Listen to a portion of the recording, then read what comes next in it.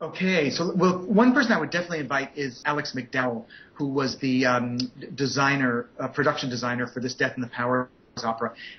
He's one of the top production designers in Hollywood, and he works with Steven Spielberg. He did Minority Report, and he's one of the real visionaries in Hollywood who thinks about how to use physical sets, which he imagines a crazy idea, he builds it physically. He uses a virtual environment to imagine how to film within that set, plots all of the camera angles and the entire film production in the virtual environment based on the real physical set before anything's ever filmed, and then the filming is done with great efficiency. He runs this group called 5D, which is kind of a worldwide collective now thinking about the future of virtuality and digital design. So I'd always like to have Alex at the table. Actually, Diane Paulus, who was the director of Death in the Powers, is one of the great theatrical directors these days, and one of the rare people who can, make you think totally differently about Shakespeare, think differently about opera. She's also the person who did the new production of Hair on Broadway and in the West End. So knows how to deal with serious subjects and take the audience out of a comfort zone. She also did a theatrical project which is long-running called The Donkey Show, which is a disco version of Midsummer Night's Dream, where the whole audience becomes basically you're in a disco, and the theatrical experience grows out of dancers who are around you, and it's a totally immersive theatrical experience. A great thing about Diane, actually an interesting thing about both Diane and Alex, is that they came to technology by thinking about compelling narrative, theatrical, and dramatic experiences, either in film or in the theater, not thinking first about technology, but thinking about the audience experience first. So that's led them to uses of technology which probably wouldn't have been thought of otherwise. I could go on and on. Another person I'd mention is someone named Cynthia Brazil, who is a colleague of mine here at the MIT Media Lab. She's one of the world's top robotic designers, but her specialty is designing robots that interact with people. So they're not, the robot vacuum cleaner or the robot industrial system, or, they're really robots that either might be co-learners with a child. They might literally be kind of a robotic pet that would help you with your math homework and would learn along with you, or a kind of prosthetic device that would help you, help a parent tell a story through a robotic teddy bear if the parent were on a trip somewhere else. Oh, I think the panel, let's see, there's so many. I think the two things that come to mind immediately would be how to participate in a concert remotely where the experience was even better than if you were there with the live performers. What would you have to reconstruct in a theater, on a stage, so that you felt even luckier than the people who'd paid $300 to be in Carnegie Hall or in the best rock venue in the world. No performers there, but it's even better to be there when you're far away. I think the big challenge is how do you bring expertise and sophistication and participation by everybody together in the next round.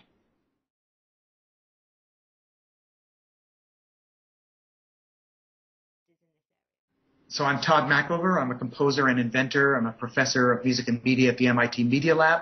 My primary interest is in music and in enhancing the music-making ability of the world's great musicians, but also opening doors to music participation to everybody from amateurs to young people to seniors to, using music to simply enhance our lives, especially for in the medical area.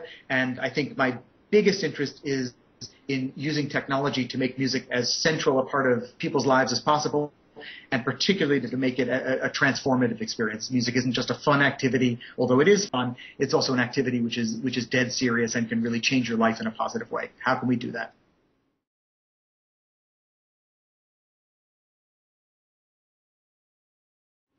I think that there's so many possible things that will happen in the future. I think the two things that I would point out now, which maybe are central to this discussion, are I do think that experiencing compelling human activity, let's call it a performance, an artistic work, a theatrical experience.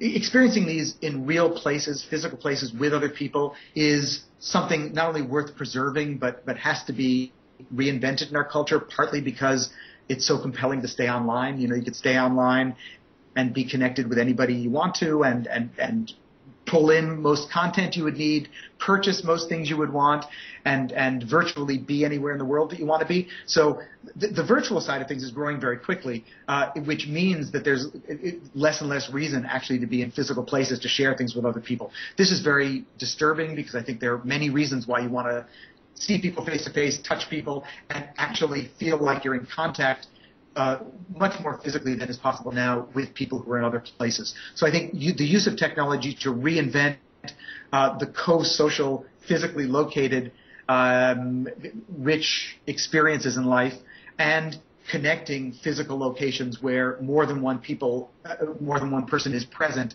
to experience a wonderful, compelling experience, which is happening now. This is something which I think is really a major development over the next 10, 20, 30 years. It needs the smartest people, the smartest creators and technologists working together, and it's moving rather slowly. So we need to. This is something that we need to share our skills to push forward. I think the other thing that's very, very important, starting to develop, but needs a lot of work, is number one, the understanding of. This is the golden age of neuroscience. We're beginning to understand much better how our minds work, why they work. And the most interesting aspect of neuroscience is what makes us human, what makes us react emotionally and in the most profound human way to stimulus around us, what makes us react to the most sophisticated experiences like artistic experiences. To me, the most important aspect of this whole study is the more that we learn about how an experience actually affects us, and we know relatively little, but the knowledge is growing very quickly, the more we learn about this, the more that we can design experiences which actually are customized to have the maximum effect on a particular person at a particular time. So let's say in the music realm, if I have a fairly good knowledge about what part of my brain is being stimulated, what connections are being made, what areas are being suppressed, what areas are being emphasized, what it's drawing out of me, what it's stimulating. When I hear a particular succession of sounds, a particular piece, I might be able to, number one, call up a particular piece by describing it in a certain way that I would like to have influence me in a particular way at a particular moment. I might be able to measure aspects of my behavior, whether it's the way I touch something, the way I gesture, what my facial expression is, an adjective that I use. I might be able to call up this music. When I listen to this music, maybe it's music that's created on the fly for a particular state I'm in right now. And while I'm listening to the music, if I'm monitoring the way my brain is firing when I hear this music, or perhaps other ways that my body is reacting, and then that music might be able to adapt and adjust and find the most cogent sweet spot, the most powerful way to affect me personally. So what I'm thinking of is personalized music or personalized artistic experiences that are, number one, designed, second, selected, then customized, and then adapted on the fly to have the maximum effect for a particular person at a particular moment according to that person's genetics and experience and mental structure and desire and need. So this is really a personalized artistic experience, and I think this is a dream.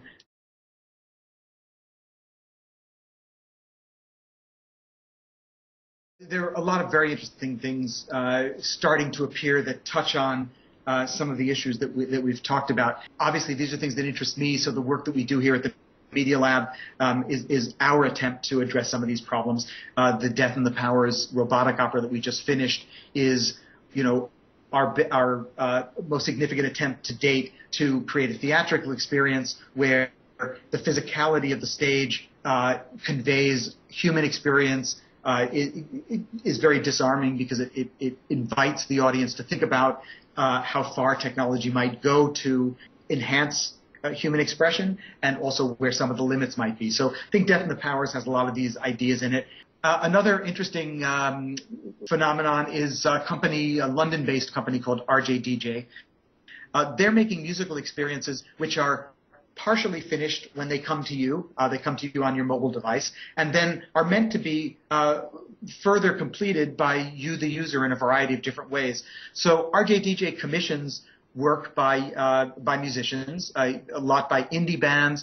One of their popular apps these days is based on the movie Inception. They actually took the soundtrack and put it in this new form. And what happens is you'll get a song or a musical environment, and every time you call it up, it's the same musical themes. You know exactly what the music is, but just by calling it up, it will play out differently each time. So it has a kind of seed of music, and the seed grows in a different way every time you call it up. So I think these RJDJ apps are a very interesting look at a beginning of music which is partially created ahead of time, partially unfolds a different way every time you call it up, and partially is influenced by they call it a soundtrack to your everyday life, and I think it's an interesting glimpse at that. There's another small company in New York called Source Tone, which also was started by people from a few different places, some from MIT, some from Columbia University. And this is a company which thinks of itself kind of as almost like a musical psychiatrist. And what this does is it asks you to answer various questions. You actually sign up. It learns a certain amount about you, about your interests. And basically, you go into a session and you tell it how you're feeling. You tell it, what you're interested in at the moment. It analyzes explicitly what you tell it, and it also, like a good psychologist might do, it reads between the lines and says, oh, gee, you're lethargic and depressed today, and what you really could use, even though you haven't said it explicitly, is some music to pull you out of that mood, or maybe you need some music to reinforce your concentration or your motivation. But what this does is it totally generates on the fly without having any music in a library somewhere. It generates music which is meant to make you feel better, whatever that is. So part of it is how do you generate that music. Part of it is how does it collect this information you're giving it to try to understand what state you're in and what music you might need to get you somewhere. And then just a third thing I'd mention is a variety of musical organizations are experimenting with remote concert experiences in a pretty sophisticated way. The Berlin Philharmonic is doing experiments where they're capturing with very sophisticated 3D sound technology live performances of the Berlin Philharmonic, and working with other spaces where there are many, many loudspeakers filling up a room. And this hasn't been brought to the public yet, but the idea would be that you might go into a theater where you'd have screens all around, speakers all around, and the experience would be like being on stage with the Berlin Philharmonic. There'd be no physical musicians in the room, but you'd be listening to a live performance, immersed in the sound, and feeling like you're inside the orchestra. And again, the interesting thing about this is that instead of it being a theatrical presentation, watching a flat screen in front of you with some kind of 3D sound system, their idea is to translate the live physical experience of being in Berlin Philharmonic Hall. You need to do something different. And the different thing is, let's make the experience something you could never do if you were at the hall. Let's make it feel like you're on stage with the orchestra, with the musicians all around you, with an unbelievably powerful 3D sound experience. And anyway, that's being experimented with now, and I think, I'm dying to. I haven't heard it yet, but I'm dying to.